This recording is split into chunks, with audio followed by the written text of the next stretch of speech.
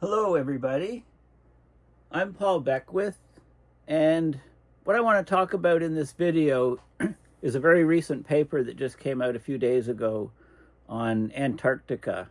It talks about the tipping points in and around Antarctica that threaten the overall global climate stability, mostly via the interactions of what's happening in Antarctica with the thermohaline ocean circulation and also the atmospheric circulation patterns.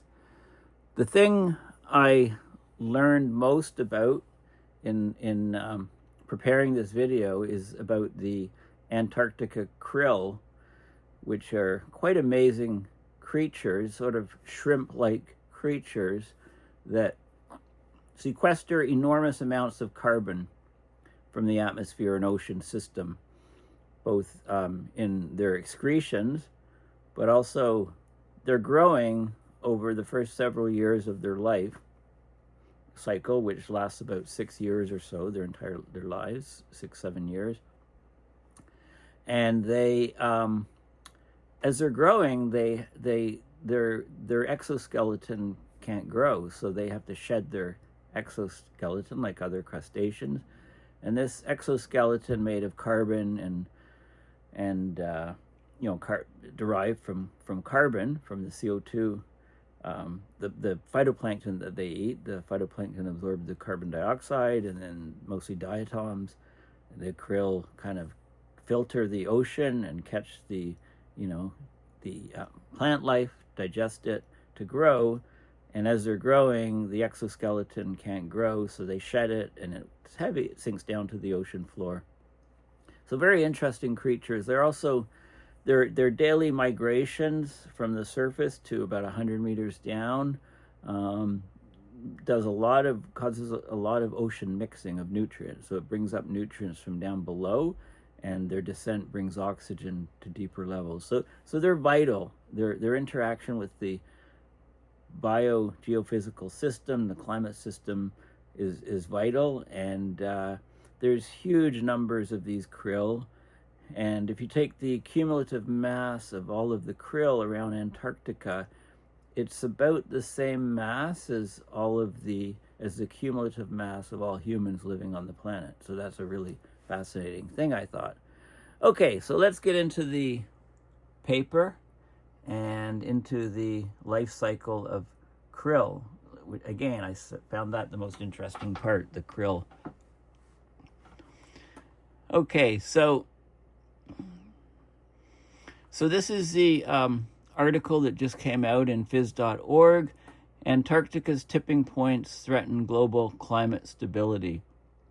So it's the University of Tasmania led the study. So basically, they identify different physical tipping points, if you like. So the ice shelves, the ice-free areas, the calving of the ice. They talk about the permafrost melting and the ocean circulation around Antarctica, and the biosphere, the krill and the fish, and the human effects of tourism, the connection of the food webs, ocean acidification, ocean transport to and from the continent, and down through the water column from the surface to the seafloor, the potential and future for resource exploitation, perhaps mining, etc., as we start losing ice around the fringes, pollution from different stations that are there, military influences. The benthos is the seafloor, and the pelagic zone, which is sort of open ocean effects, the different whales and birds. And then there's the Antarctic Treaty System, which governs the continent and the oceans around the continent. And of course, the geopolitics there is a big factor. So you've got all these different regions and sections and different interactions between all of these elements, which is the focus of this paper. So Antarctica is approaching a series of cascading tipping points. Oh, I should mention here, you don't see sea ice in this diagram. What? They're forgetting sea ice? That's the most important thing. They consider that as a result and not as a tipping point. And I don't agree with that, but that's what they do. So I'll talk about it. Sea ice comes into the interactions, almost all of them, and I'll talk about that in a bit. So Antarctica is approaching a series of cascading tipping points that could reshape ecosystems and intensify global climate disruptions. Okay, so this is a new study, an international team of scientists, lead scientists from the University of Tasmania. So they look at 8 potential tipping points that span the physical, the biological, the chemical, and the governance of the overall system. And they try to look at the overall system. So like things like collapsing ice sheets, invasive species, ocean acidification, pressures on the Antarctic Treaty System, or ATS, and that oversees human activity in the region. So basically, this region, of course, we know it has a critical role in global climate stability. Antarctica's ocean sheets are vital to regulating the Earth's climate and oceans. If they were to collapse, we'd see significant sea level rise that would impact millions of people living in coastal areas. We'd see huge effects on ocean currents and atmospheric currents, and therefore the way heat moved on the entire planet. The level of the carbon absorption into the ocean, the level of the sink. You know, the water is very cold. Cold water can hold lots of gases like CO2, and that CO2 can be taken up, of course, by phytoplankton, ingested by the things like the krill, and a lot of it can find its way to the bottom of the seafloor where it's sequestered in the ocean sink. And it's the largest in the world, essentially, the largest sink. So the melting ice sheets not only contribute to sea level rise, but would disrupt ocean circulation, which is crucial for transporting heat, carbon, and nutrients around the entire planet. These disruptions would threaten marine ecosystems, global fisheries, and food security. And the importance of the international governance on Antarctica is important. The Antarctic Treaty System has been a cornerstone to preserve the fragile environment, but it's increasingly under pressure from geopolitical tensions and expanding human activity in Antarctica. And biodiversity is, of course, a key concern. The rising temperatures and human activities are enabling invasive species to get established.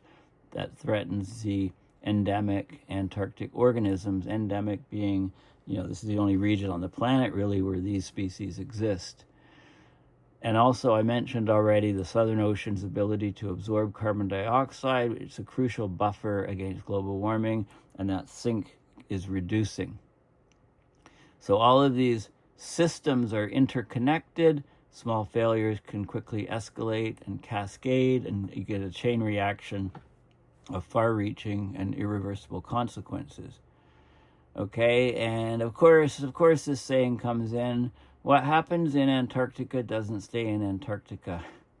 It's not like Las Vegas, or its future will shape the future of the planet. There you go. I mean, you've heard a similar expression for the Arctic, and you've heard the expression for Las Vegas, which has what happens in Vegas stays in Vegas, right? So that's a play on that, of course, and I came up with that many years ago. Okay, so this is the article.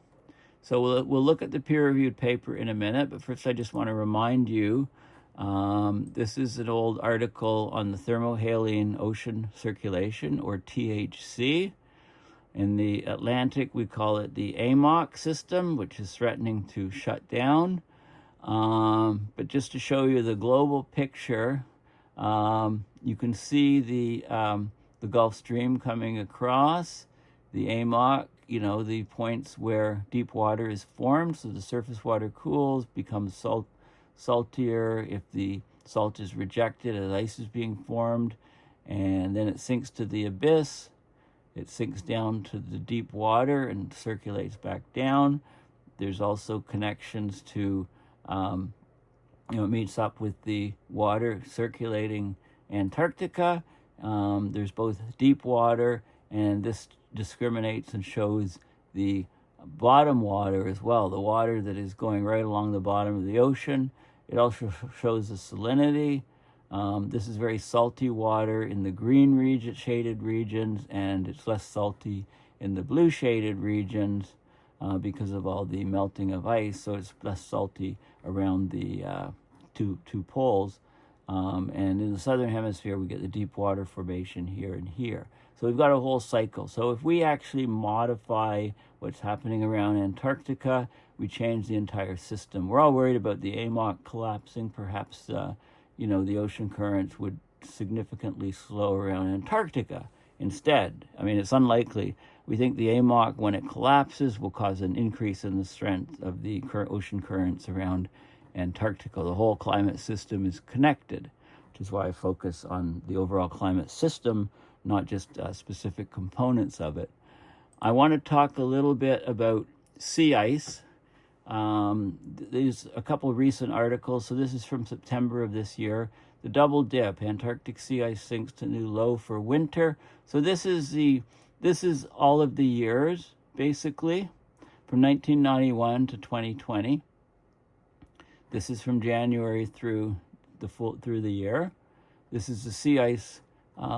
This is the anomaly, Antarctic sea ice extent anomaly, times 1 million square kilometers for 2024. It's showing is the red line, and you can see it dropped to a record low here, and then it kind of tapered off a little bit higher here. I'll show you parts of the rest of the curve. This is a 2023. It dropped off a cliff basically in 2023. Okay, it just plummeted and was at record low from May through essentially to sort of mid-December. It was at record low conditions. This year it started dipping a bit later. In June it hit record low. Looked like it was doing okay initially at the beginning of the year up until about June. Then it plummeted below and into near record low territory, only beaten by 2023, but it did become record low territory when this article was written. Okay, so it was an extreme, there is variability, but it was an extreme drop. On September 7th, sea ice extent reached only 17 million square kilometers compared to the previous low wintertime extent on the same day in 2023 of 17.1. So it set a new record. The long-term normal is 18.4. So this is over, 1.3, 1.4 million square kilometers of ice missing. Okay, and this ice reflects sunlight, so there's more absorption of sunlight into the ocean and rapid warming of the ocean, rapid changes in the whole climate system. A month after this article came out, there was a good analysis by the National Snow and Ice Data Center. 2024 Antarctic sea ice maximum extent finished at the second lowest. So you can see this is the sea ice extent September 19, 2024. So in the Arctic, we're setting record lows, right? This is in the fall, but it's reversed. So it's in the maximum coldness time, maximum ice extent. And you can see this is the medium ice edge is the tan line here, or brownish yellow line. And this is where we were this year in 2024. And look at all these huge gaps where the ice is missing. A little bit of extra here, but it's overcompensated for sure by the missing ice around the rest of the continent. Okay, this is so this is a record low sea ice extent, and it talked about, there's some plots here. So I showed you in a different format, right? That last graph, right, was showing, what we were doing with all of these years and so on. This is just another way of looking at it. There was 2023 was the record low here, and this is 2024. It was higher, and then it reached a record low, and then it ended up peaking here. So it peaked slightly higher than 2023. It didn't set a new record, but it was very close. They put that in tabular form as well. This is from NOAA. or which is the National Snow and Ice Data Center, rather. And I'm going to talk about krill a little bit, and then I'll go to the peer-reviewed paper and look at the figures. But krill is very interesting. So I just went to Google Images and looked for krill, and there's a good article on Antarctica krill. So I went specifically to Antarctic krill, the Wikipedia page, and why am I so fascinated with Antarctic krill? Okay, it's only found around Antarctica, this particular species, E. superba. Okay, for E. superba is a Latin name, Euphausia superba. So it's found in the Antarctic waters of the Southern Ocean. It's a small swimming crustacean. Okay, so crustaceans, they have a shell or a hard outer surface, usually made of chitin, and which is based on carbon. They're aquatic arthropods. Okay, they swim in large schools called swarms. The density of these critters can reach something like 10,000 to 30,000 animals per cubic meter of water. They feed on minute, tiny phytoplankton. Okay, so phytoplankton, it's a primary producer, right? It uses sunlight and the CO2 at the surface to grow the plant. And then these krill are the little animals that feed on it. It feeds on these small phytoplankton. It can grow up to 6 centimeters or 2.4 inches in size. It's very light. Individual krill are about 2 grams or 0.071 ounces, can live up to about 6 years. It's a key species in the Antarctic ecosystem. In terms of biomass, it's one of the most abundant animal species on the planet. It's got a cumulative biomass of about 500 million metric tons. Okay, massive, which is just shy of the cumulative mass of humans on the planet. So the life cycle, the eggs are spawned close to the surface. They start to sink down. Here's some more spawning. They sink right down, and they can sink for about 10 days in the open ocean.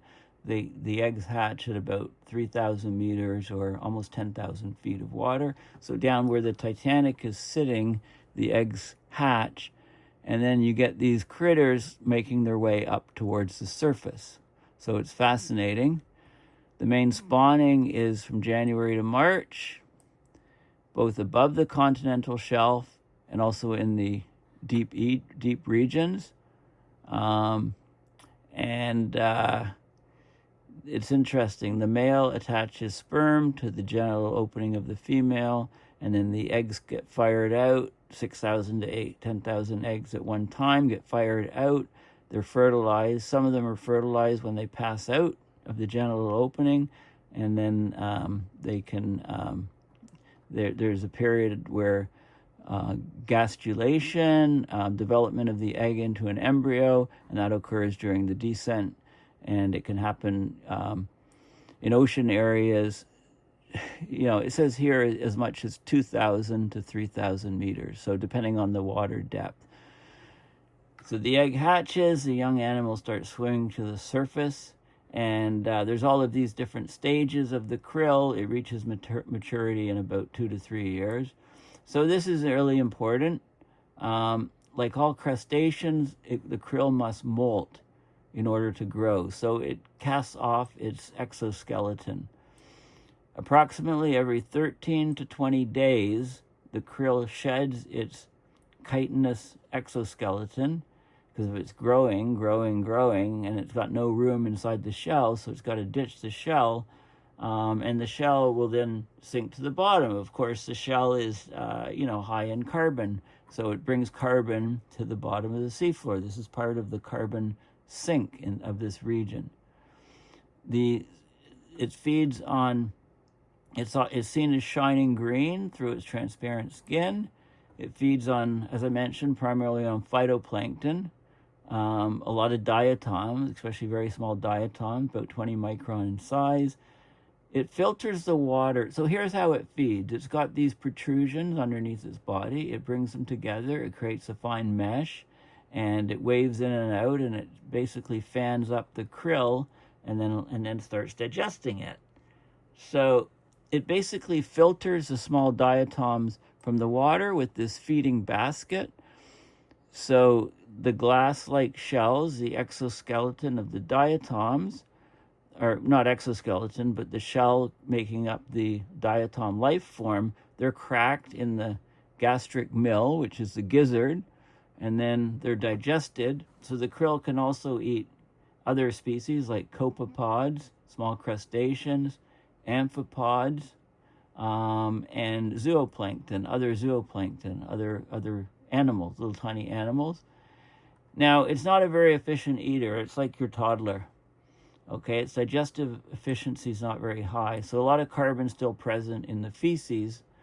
So, the feces and the exoskeleton both bring lots of carbon from the upper ocean to the seafloor.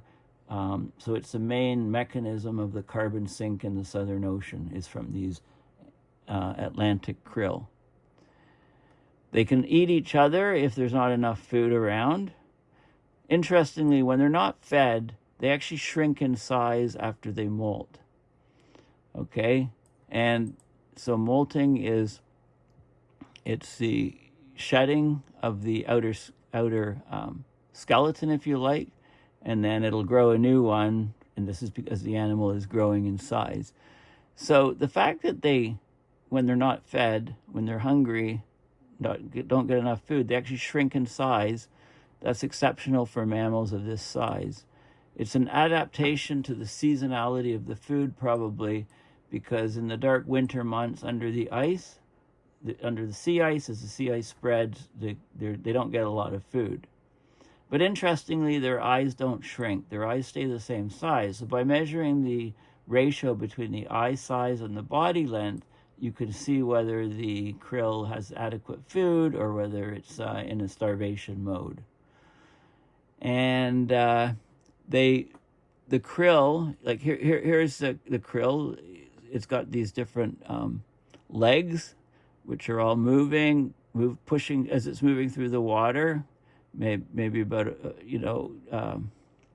I don't know. It moves pretty slow. Actually, a decent size for the size of the animal. So it's moving through the water. Its feet are doing this thing. It's got a fine mesh. There's only a 1 micron size, and the phytoplankton might be, well, it says here 20 micron size.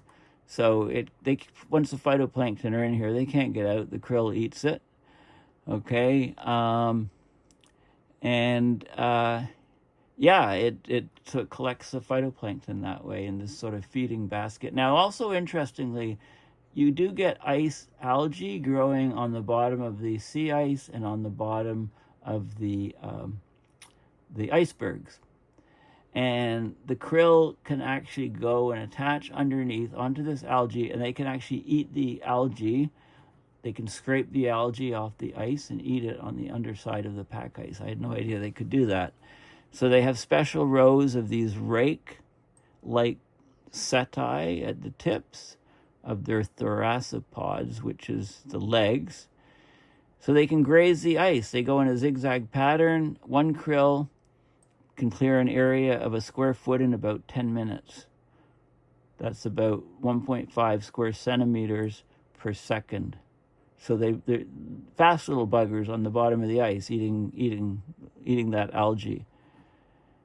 Recent discoveries have found that the film of ice algae is well developed over vast areas, often contains much more carbon than the whole water column below. So this is a huge source of carbon, of food for the krill, especially, I guess, in the winter months. The algae would grow in the summer months and then be left on the ice, and the krill could go and munch at their heart's content when there's no other food source, when it's dark for 24/7. Okay, so krill are thought to undergo between 1 and 3 vertical migrations from mixed surface waters to depths of about 100 meters daily. So they go up and down through the water column. It's an untidy feeder, so it often spits out aggregates of phytoplankton called spitballs, if you like, containing thousands of cells that are sticking together. It also produces fecal strings that contain significant amounts of carbon and glass shells of the diatoms. Both are heavy and sink very fast into the abyss. So here's a krill, and it's just deposited a spitball out the front end and a fecal pellet out the back end, and both of these things are heavy and also sink to the seafloor, adding to the sequestration of carbon. It's a biological pump, okay? The biological pump, it's a biologically driven sequestration of carbon from the atmosphere and land runoff to the ocean interior and seafloor sediments. Okay, it's a fascinating process. I could do a whole video on this separately. I've shown you this diagram in several previous videos. It's fascinating. Have a look at it if you're not familiar with this process. Basically, large quantities of carbon come out of the atmosphere into the oceans, and then they're sequestered onto the seafloor, where they stay there for at least 1,000 years through this process. The waters around Antarctica are very deep, 2,000 to 4,000 meters, which is a mile to almost 3 miles in depth, and the carbon goes down there. Now, I show a map around Antarctica. This is a bathymetric map of the Antarctica, and you can see the scale here. This is in meters, 1,000 meters, 2,000, 3,000. So if you follow the light blue areas, you can see how deep the water is around the whole continent. So there's quite a bit, anything 3,000 meters and under is going to be fair game for the krill. And I think I show a map here. This shows you the different layers of the pelagic ocean, the open ocean. The krill are often called light shrimp because they emit light through bioluminescent organs. They have a there's an excitation of 355 nanometers, okay, where they absorb the sunlight. It excites their light bioluminescent organs, and then they emit chemical reactions. It's like a wavelength shifter. Then they emit longer wavelength light at 510 nanometers, which is in the green, I believe, which is why these things look green. Okay, they emit a yellow-green light, which is 510 nanometers, periodically for up to 2 to 3 seconds. It's like a flashlight. They can direct the light.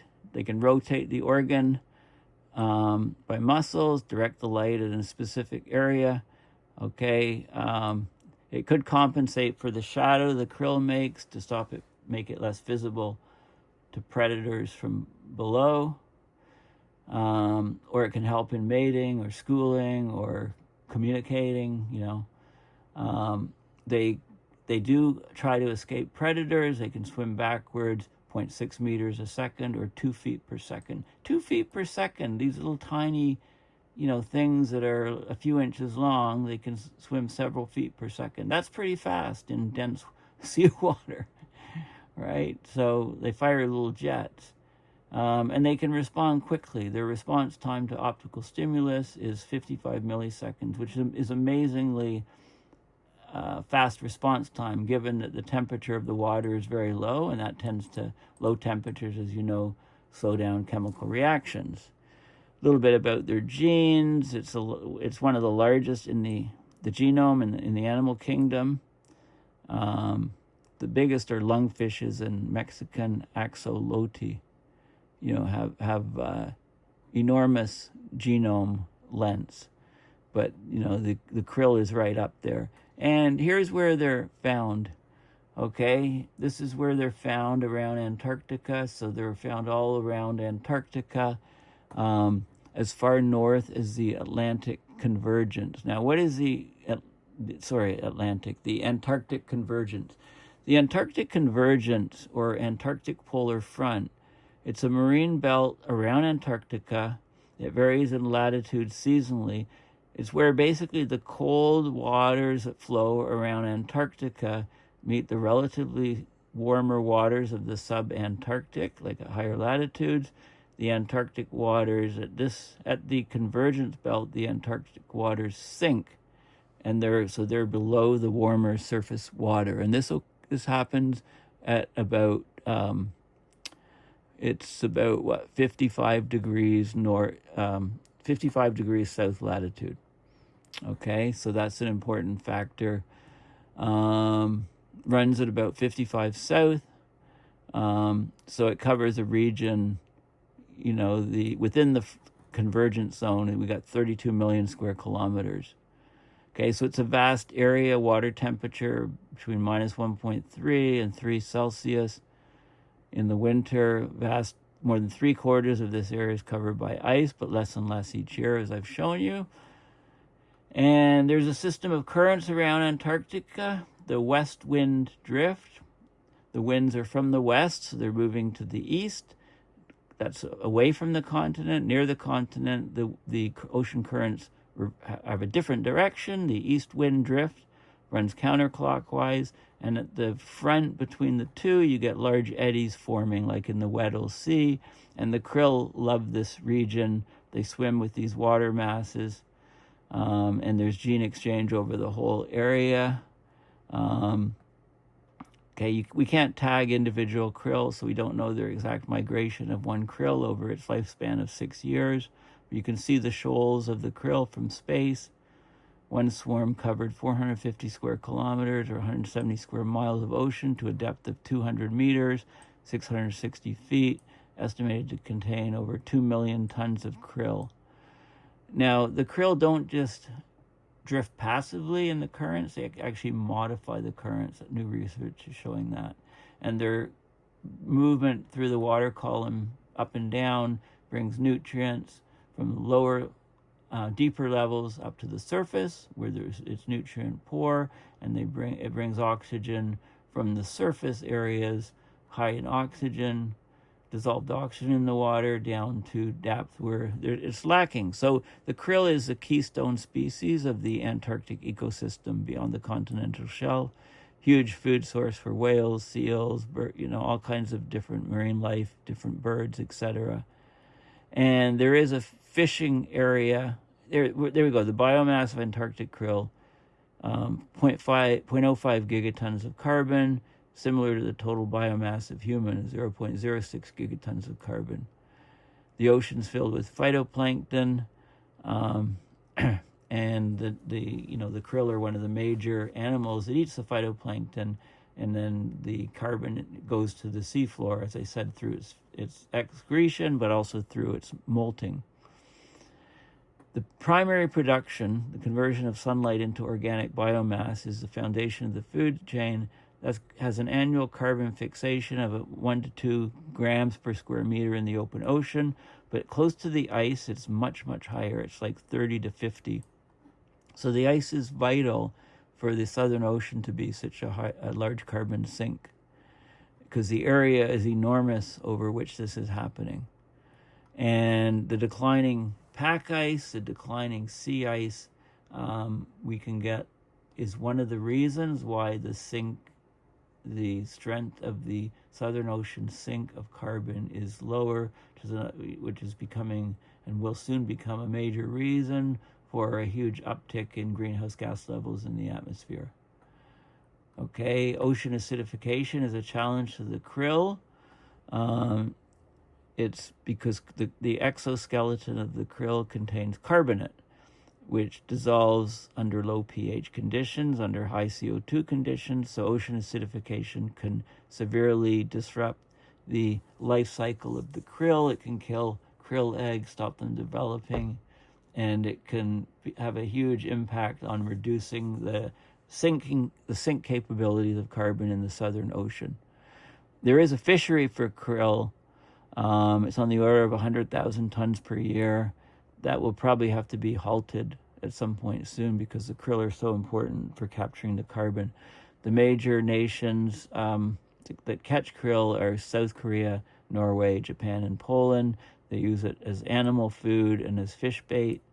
And they have these krill fisheries with very fine nets, or with, sucking up water and find filters and so on. But overfishing is a concern. The capture was really high in the 80s and also high in the late 80s. And then it dropped off, but it's rising again. So this is a problem. I think the International Maritime Organization will have to look into this and stop this. So anyway, this is all about krill, which is fascinating. So let's go back to the paper, and I'm just going to look at the figures here. So cascading tipping points of Antarctic and Southern Ocean. It was just published just a few days ago. I believe, does it say December 10th, published online. And so the Antarctic and Southern Ocean are key elements in the physical and biological Earth system. Human-induced climate change and other human activities in the region are leading to several potentially interacting tipping points with major and irreversible consequences. So they looked at 8 potential physical, biological, chemical, and social Antarctic tipping points, like ice sheets, ocean acidification, ocean circulation, species redistribution, invasive species, permafrost melting, local pollution, and the Antarctic treaty system. Okay, so basically they looked at all the interactions. So I'll just go to the figure. Now I showed you this figure. This shows you what different systems that they're considering in their analysis, trying to show you the relationships of some. And you can see the ocean currents going this way further out and going this way further in. So there's a lot of mixing in here, and I mentioned how important that is for the krill, and that's the whole food chain. This is showing Antarctica. The red area, current krill habitat at fishable depth, is the pink areas in the ocean. There's toothfish closer to shore, and there's areas where there's both krill and toothfish. So it shows where the main areas where they are. It shows you this is the medium September sea ice extent. Of course, in September it's maximum. This is from 1981 to 2010, and then the medium February sea ice extent. Of course, those have been plummeting. We're far below the mediums. The yellow areas are where there's tourist landing sites. The black stars are research stations, and the red stars are research stations that are less than 5 kilometers from future ice-free areas. So you can see most of the red areas are on the Antarctic Peninsula, but there's some scattered around the coast. And so these are all of the human settlements for scientists, research stations. Now, there's a whole bunch of different countries that claim different regions of Antarctica. Okay, that's why we have the Antarctic treaty system to keep everybody happy. This claim here is the Australian claim. There's a big New Zealand claim, of course, because those countries are, close by. This is unclaimed right here. Who wants the West Antarctic ice sheet? There's a British, Norwegian section, a Chilean section, a French section as well.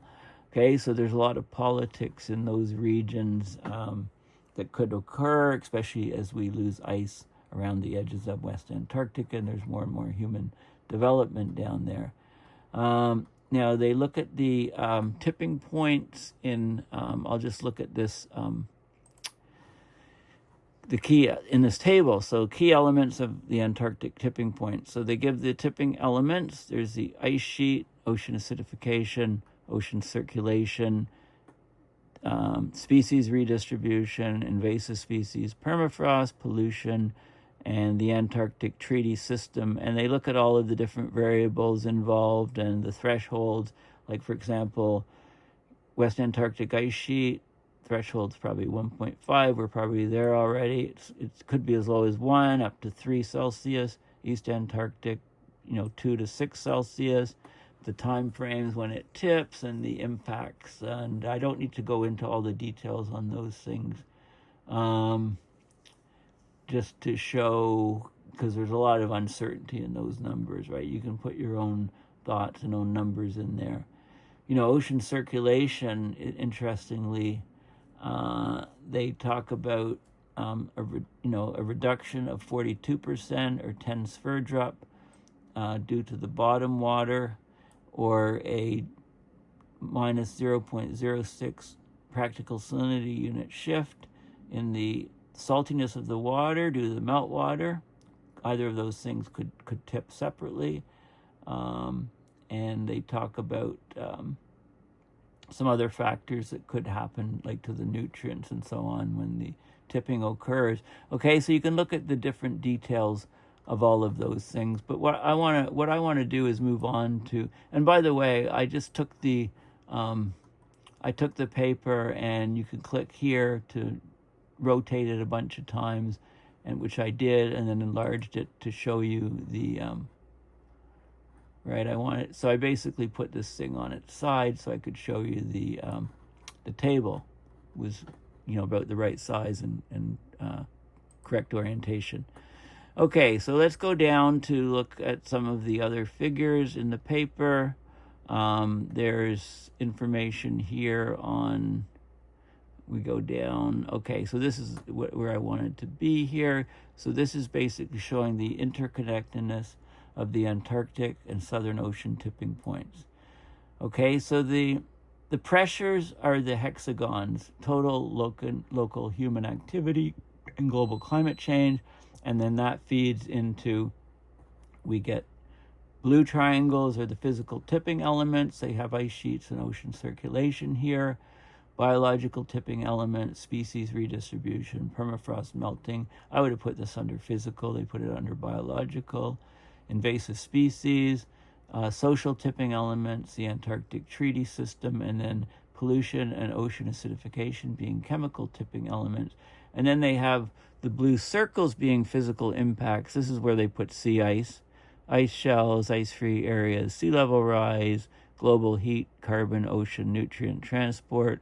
Then they have biological impacts. This is the seafloor communities, terrestrial ecosystems, marine ecosystems, the krill and toothfish population, loss of species, chemical impacts, methane release here is what they're showing, and the social impacts, tourism, military use, land grabs, resource exploitation, and fisheries. And they connect everything with these lines to show how, you have to really look at the overall system, and it's highly interconnected. So if we lose all the sea ice, for example, that can impact, that's one of the nodes that is the largest. If we lose sea ice because of the warming, then we can get all of these other things affected, or, ice sheets, ocean circulation. These things are more interconnected up here towards the center of the image than the things towards the periphery. So it's a good illustration. You could look at the ice sheets separately. Here, the connections. So you can take different components if you find the previous illustration too complex. And this is the Antarctic treaty system effect. So you can see all of those sort of things, look at it in different ways to see the interconnections of things. So what do they say? They say that Antarctic tipping points represent significant dangers to global society. The possibilities for these tipping points to interact and cascade represents a potentially large but understudied and underappreciated danger. So they looked at several of the major Antarctic tipping points, and they say that, what we can do, the Antarctic treaty arrangements and so on are very important to try to anticipate what's going to happen and to make sure there's not too many human impacts. They say these conclusions only emphasize the need for more urgent action on climate change, continued resilient stewardship of the environment in the Antarctic and Southern Oceans. We have to change our economic paradigm. It's pushing us to irreversible tipping points. We need to change the economic paradigm, which is pushing us towards irreversible tipping points, to one that prioritizes the sustainable well-being of humans and the rest of nature. Only then will we be able to sufficiently reduce human impact, stay within planetary boundaries, avoid catastrophic tipping points. So what they're saying that we need, the urgent action on climate change, and, you know, I mean, China's leading the world, as I showed in my last video, on these very factors. Their renewable energy acceleration, their action on renewable energies, electric cars, EVs, is just something that you really need to know about if you don't up to now. So that, you know, these other things apply to the mostly to the U.S. needs to heed this, and Canada, and, you know, other petro states basically. So anyway, it's very comprehensive, very interesting paper, and the thing I like most about this whole video is the krill. I mean, the krill are just amazing critters. You know, we talk about the huge sinks for carbon in the southern oceans around Antarctica. We're really talking about the job that Antarctic krill, or Euphausia superba, that the work that it's doing. And the mass of the krill is roughly the equivalent to the mass of all of humans on the planet. So, and you know, its behavior, its life cycle, its actions, the way it eats, what it excretes, etc. Every single one of those aspects of what the krill does is crucial for the Antarctic ecosystem, but it's also crucial for the stability of greenhouse gas levels in our atmosphere on the planet, because it's it is basically the largest sink on the planet, the Southern Ocean sink of carbon. And now you know the reason behind it. It's the Antarctic krill. So thanks for listening. Please consider going to my website, paulbeckwith.net, and donating at PayPal to support my research and videos. Thanks again, and bye for now.